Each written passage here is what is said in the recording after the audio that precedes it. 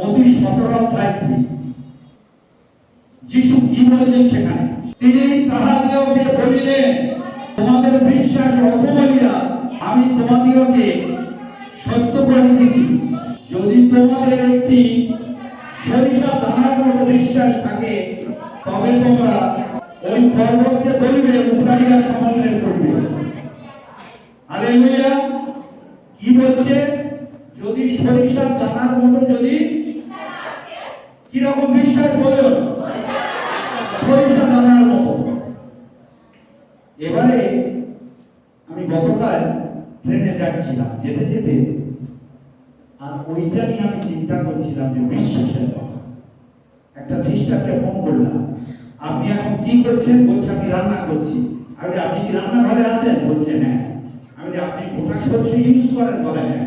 আমি, এই মুহূর্তে ওই সরষেটা একটু আপনি চাপ দিন তো কি হয় দেখুন। আমি বললাম ওটার মধ্যে কি কোনো ফাঁপা আছে? বললো না, একদম ডিরেক্ট। হালেলুয়া। আমি ট্রেনে বসে বসে জেনে নিলাম যে না, সরষের মধ্যে কি আছে? ওটা ডিরেক্ট আছে। কিন্তু আমরা ভাবছি কি, ও যিশু তো বলেছে সরিষা দানার মতো এইরকম যদি বিশ্বাস থাকে, তাহলে সরিষা দানাটা সম্পর্কে আমাদের জানতে হবে। হালেলুয়া। আমাদের সরিষা দানার মতো বলেছে, তার মানে আমরা কি করবো? ছোট, তাহলে ছোট বিশ্বাস হলে হবে। এইবারে সেই সরিষা দানার ক্যারেক্টারটা যদি আমি না জানি, তার জীবনী সম্পর্কে যদি আমি না জানি, তাহলে ছোট ভাবাটা ঠিক নয়। ভেঙে কি দেখলো? একদম ভরাট হয়ে গেছে। হালেলুয়া। তাহলে দেখুন, কটা বিশ্বাস? কি কি? এই যে বিশ্বাস, একটা অপবিশ্বাস, পুরো বিশ্বাস। হালেলুয়া। তাহলে দেখুন, যারা অপবিশ্বাসী তারা ওই একটু হলেই হবে, আর যারা খুব বেশি বিশ্বাসী তাদের কি? পুরু। সরিষা দানাটা কেমন? পুরু। ভালো করে শুনবেন, সরিষা দানাটা একদম পুরু। হালেলুয়া। তাহলে সরিষা দানার মতো বিশ্বাস কার ছিল? আব্রাহামের ছিল, যেটা আদি পুস্তক 22 অধ্যায়ে আমরা পড়লাম। হালেলুয়া। ঈশ্বর কি বললেন আমি এখন বুঝলাম। হালেলুয়া। ভয় বিশ্বাস তার সমস্ত কিছু ছিল। আর অল্প বিশ্বাসটা কার ছিল? আমরা যদি দ্বিতীয় রাজাবলী 18 অধ্যায়, যখন সেই বিধবা হাঁড়ির মধ্যে আটা ভর্তি হয়ে গেল, যেটা খালি ছিল, ময়দা ভর্তি হয়ে গেল, চাল ভর্তি হয়ে গেল, তখন তার বিরাট আনন্দ। তখন এলিয়কে কত ভালো হচ্ছে। আর যখন তার ছেলেটা অসুস্থ হলো, যখন মারা গেল, সেই সময় কি হলো? সেই সময় বলছে, তুমি আমার সঙ্গে প্রতারণা করতে এসেছো, আমার ছেলে মারা গেল। আর যখন ছেলেটাকে বাঁচিয়ে দিল, লাস্টে 14 পদে কি বলছে দেখুন তো? হ্যাঁ, এইটাই চাইছিলাম, এখন আমি জানিতে পারি না আপনি ঈশ্বরের লোক। হালেলুয়া। প্রথম যখন তার আটা ময়দা ভর্তি হয়ে গেল, সেই সময় বলছে খুব আনন্দ। আর যখনই বাচ্চারা অসুস্থ হলো, তখন বলছে এই আমার সঙ্গে শয়তানি করতে এসেছে। তারপর চোখ পান আরম্ভ করে দিয়েছে, তোমার রান্না করে খাওয়াচ্ছি আর তুমি আমার এই করতে এসেছো। আবার যখন বাঁচিয়ে দিল, তখন বলছে না, এখন আমি বুঝতে পারলাম আপনি ঈশ্বরের লোক। হালেলুয়া। আমাদের জীবনটা এইরকম, আর আমরা এইরকম করি। হালেলুয়া। একটা বিষয় দেখুন, তাহলে মতি 22 অধ্যায় 4 পদে কি লেখা আছে? হালেলুয়া। হালেলুয়া। আজকে ঈশ্বর একটা ভোজের আয়োজন করেছেন। প্রভু যিশু একটা গল্পের মধ্যে দিয়ে তিনি জানাচ্ছেন, কি জানাচ্ছেন? বলছে তিনি তার ছেলের বিবাহের জন্য একটা বিবাহ ভোজের আয়োজন করেছেন। হালেলুয়া। কি আয়োজন করেছেন? বিবাহ ভোজ। হালেলুয়া। আমরা সকলে আনন্দিত তো যদি এরকম বিয়ের অনুষ্ঠান হয় এখানে। হালেলুয়া। তাহলে দেখো, ঈশ্বর বিবাহ ভোজের আয়োজন করেছেন এবং বলছে যেখানে সেখানে যত লোক আছে সবাইকে নিমন্ত্রণ করে। হালেলুয়া। আর এবারে বলছে সব তো আমাদের প্রস্তুত, কিন্তু এখনো কেন আমার এই গৃহ পরিপূর্ণ হলো না, সব কোথায়? বলে তিনি কি করলেন? তার লোকজনকে পাঠালেন যে যাও সব খবর দাও। এবার যার কাছে যাচ্ছে সে এক একটা অজুহাত দিচ্ছে। কি বলছে? আমার কাজ আছে, আমার ধান কাটতে যেতে হবে, আমার গরু তুলতে যেতে হবে, আমার মা এখানে নেই, বিভিন্ন অজুহাত দিতে আরম্ভ করলেন। আর রাজা মন খারাপ হয়ে গেল, বলছে এখনো কিছু হলো না। তারপর কি হলো? বলছে যাও, আবার যাও। আরেকবার যখন পাঠালো, বলছে এবারে যা পাবে, ঘোড়া বসে থাক, লোহা বসে থাক, কেউ হাত ভেঙে বসে থাক, পা ভেঙে বসে থাক, তাদেরকে তুলে দিয়ে আমরা এই বিবাহ ভোগ পরিপূর্ণ করো। এই গৃহ আমি একটা ভোজের আয়োজন করেছি, এই গৃহ যেন পরিপূর্ণ থাকে। হালেলুয়া। উদ্দেশ্য কি ছিল রাজার? এই ভোজটা করার উদ্দেশ্য কি ছিল? তার টাকা বেশি হয়েছিল? হালেলুয়া। তাহলে এই যে ভোজের আয়োজন করেছিল, ভোজের আয়োজন করার অর্থ কি? কেন করেছিলেন ভোজের আয়োজনটা? কেন করেছিলেন? আজকে বলছে, আমরা প্রথম যেটা দেখলাম, বলছে এখনই সবই প্রস্তুত, তাই তো? আর আমরা যদি দেখি জননীতি সুসমাচার তার 19 অধ্যায় 30 পদ, আর সেখানে কি বলছে? প্রভু যীশু বলছেন সমাপ্ত হইল। হালেলুয়া। খুব ভালো করে আপনারা শুনবেন। প্রভু যীশু ক্রুশের উপর থেকে বলছে সমাপ্ত হইল। আর আজকে আমরা মতি লিখিত সুসমাচার তার 22 অধ্যায় যখন পড়ছি, রাজা বলছে এখনই সবই প্রস্তুত। হালেলুয়া। রাজা কেন এত বড় একটা তিনি প্রোগ্রাম করলেন? রাজা প্রোগ্রাম করলেন এই জন্য, এখানে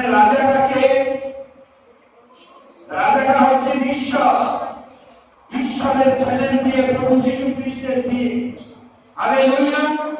তাহলে এবার দেখুন প্রভু যীশু তিনি কেন এসেছিলেন? আমাদের পাপ থেকে উদ্ধার করার জন্য, পরিত্রাণ দিতে তিনি এসেছিলেন। হালেলুয়া। তাই আজকে রাজা তিনি কি করলেন? এটা উদ্দেশ্য ছিল যে তারা যেন পরিত্রাণ পায়। এই জন্য তিনি একটা জলসা ঘর খুলেছিলেন। কি ঘর খুলেছিলেন? জলসা ঘর। সেখানে লোক আনন্দ করবে, নাচবে, কারণ তারা পাপের মধ্যে ছিল। আর যখন তারা এখানে আসবে, পাপ থেকে মুক্তি নেওয়ার জন্য তিনি এই ভোজের আয়োজন করেছিলেন। হালেলুয়া। সকলকে ডাকছে, যারা নিজের তারা কেউ আসছে না, যারা নিজের লোক তারা কেউ আসছে না। এমনকি কারা আসলো? যারা নিজের নয় ভেবেছিল, নিজের পরে কাদের আনলো? তখন ভেবেছিল যে শুধুমাত্র জিহুদীদের পরিত্রাণ পেতে হলো না, অজিহুদী বিধর্মী যারা তাদের হলো। তাই প্রভু যীশু কি বলেছেন? তোমরা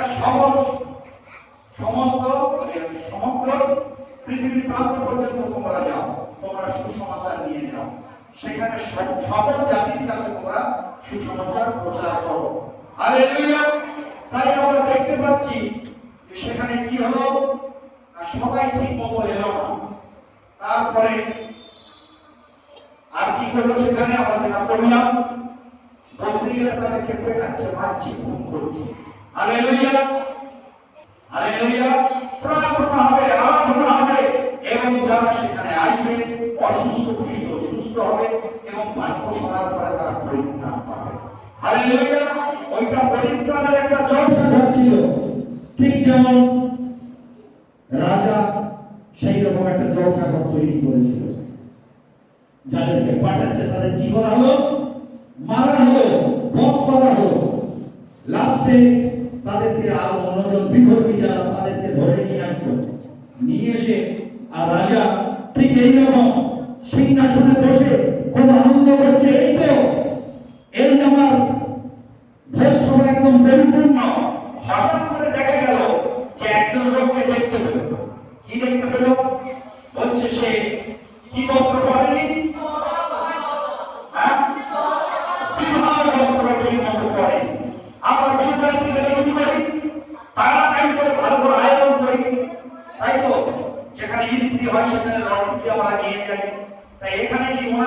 কি অসুবিধা ছিল? ওনার অসুবিধাটা কি ছিল? তার বস্ত্রটা কেন খারাপ, কি খারাপ ছিল? রাজা কি রকম বস্ত্র চেয়েছিল? রাজা চেয়েছিল ধার্মিকতার বস্ত্র। ধার্মিকতার বস্ত্র পরতে গেলে কি হবে? আপনাকে ভালো করে ওয়াশ করতে হবে। প্রভু যিশু সেই ক্রুশের রক্ত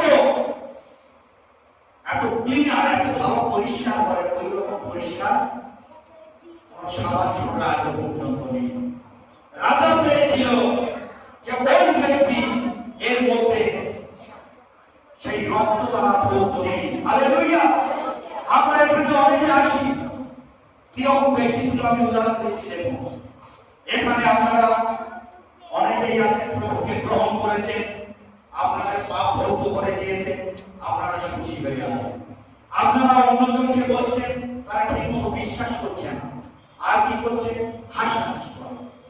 দুবার তাদের কাছে যাওয়া হলো, তারা হাসলো, টিটকিরি করলো। কিন্তু উনি চাইছেন যে যারা আজকে এই ভোজে অংশগ্রহণ করবে তারা প্রত্যেকে যেন ভালো করে ধৌত হয়। হালেলুয়া। তারা যেন ধৌত হয়। তাই বলছে, কি বলছে? যে আসার যোগ্য নয়, এখানে আসার যোগ্য নয়। হালেলুয়া। কারণ একটা বিষয় দেখুন, আজকে এখানে আমাদের ভোজ তৈরি হয়েছে। হালেলুয়া। আর প্রভু যিশু কি বলছেন? যখন 5 অধ্যায়ে, যখন 6 অধ্যায়ে 52 পদে কি বলছে? তোমরা যদি মনুষ্য পুত্রের মাংস ও তার রক্ত পান না করো, তোমাদের মধ্যে জীবন নাই। আজকে কত বছর ধরে আপনারা শুনছেন, কিন্তু কার কথা? প্রভু যিশুর কথা।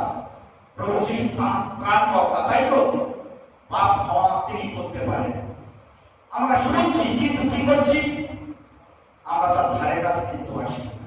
আমরা আসছি কোথায়? আসছি ঠিক এই ভোজে আমরা এখানে উপস্থিত হচ্ছি।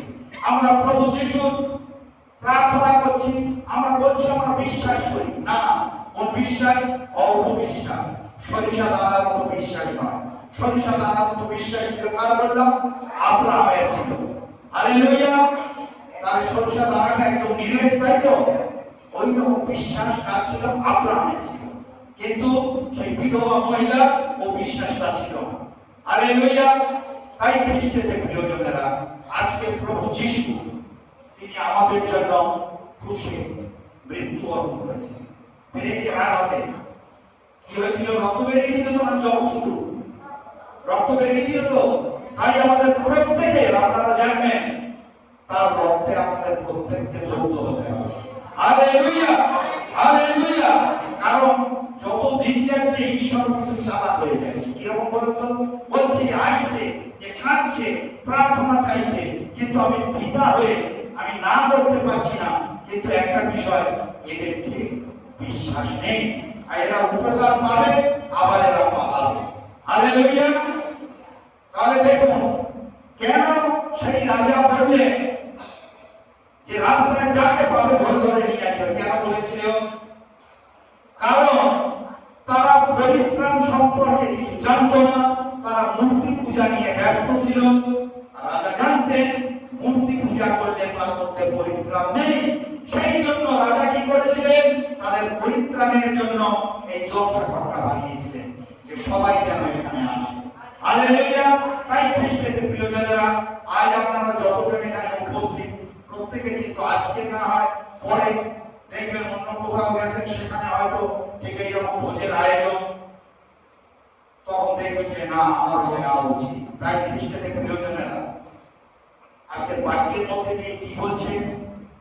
বাক্যের মধ্যে দিয়ে বলছে, এই লোককে অন্ধকারে ফেলে দাও, ওকে বেঁধে হাত পা বেঁধে ছুঁড়ে ফেলে দাও।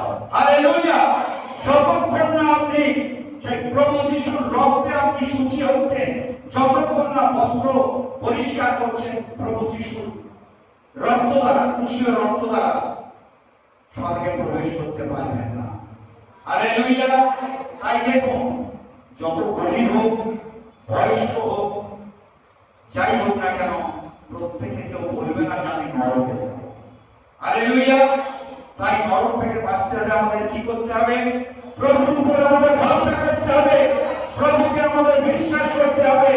আমরা প্রভুর কাছে অনেকে কি হয়, অনেকে বাপ্তিস্ম নিয়েছে, কিন্তু দেখা গেল যখন একটা প্রার্থনার উত্তর আসছে না, যিশু ভালো না, আমাদের ওগুলো আগে ভালো ছিল। আমরা যখন এইগুলো করবো তখন আমাদের মধ্যে কি হবে? আমাদের মধ্যে অভিশাপ আসবে। হালেলুয়া! এরকম অনেকে আছে প্রভুকে গ্রহণ করলেন, প্রভু বুঝে আসছেন, অনেক রকমের অজুহাত দেখায়, তার বাড়ির কাজ কত কি কাজ, কিন্তু রবিবার তিনি আসতে পারলেন।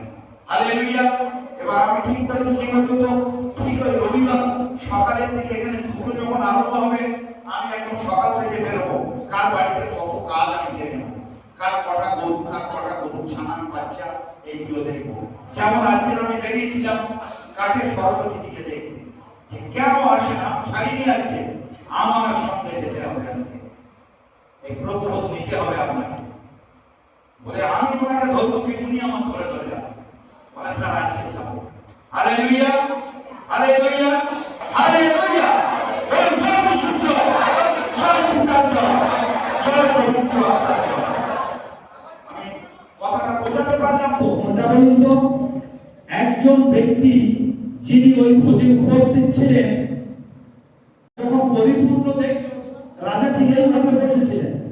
হঠাৎ যখন আমাদের এই দিদির দিকে চোখ পড়লো, বলছে আমি তো অনেকদিন দেখেছি, অনেকদিন আগে বাপ্তিস্ম নিয়েছিল। দিদি আপনি বাপ্তিস্ম নিয়েছিলেন না? বহুদিন পরে ওনাকে দেখলাম। এই যেমন আমি আজকে চমকে গেলাম, রাজা বলছেন যে কি এ তো বিবাহ বস্ত্র পরে। হালেলুয়া! এ তো বিবাহ বস্ত্র পরেনি। তাহলে দেখুন, একজন বিবাহ বস্ত্র পরেছেন, ওনার যাওয়ার অনুমতি আছে, প্রভু ওনাকে আশীর্বাদ করতে চান, কিন্তু উনি বাড়িতে বসে আছেন, অনেক রকম অজুহাত দেয়। হালেলুয়া! আজকে যদি উনি না আসতেন, আমি হয়তো দু একদিন পর ওনার বাড়িতে আমি পৌঁছে যেতাম। হালেলুয়া! কারণ বিতর্কে জিজ্ঞাসা করেছিল, তুমি কি আমাকে ভালোবাসো? প্রথম বলেছিল আমার বেশ্যাদেরকে চলো, তারপর বলেছে আমার মেয়েদের চলো। হালেলুয়া! তাহলে দেখুন, আমার এই কথাটা বলাই কি আপনি কষ্ট পাচ্ছেন, না আসার জন্য কষ্ট পাচ্ছেন? যদি আপনি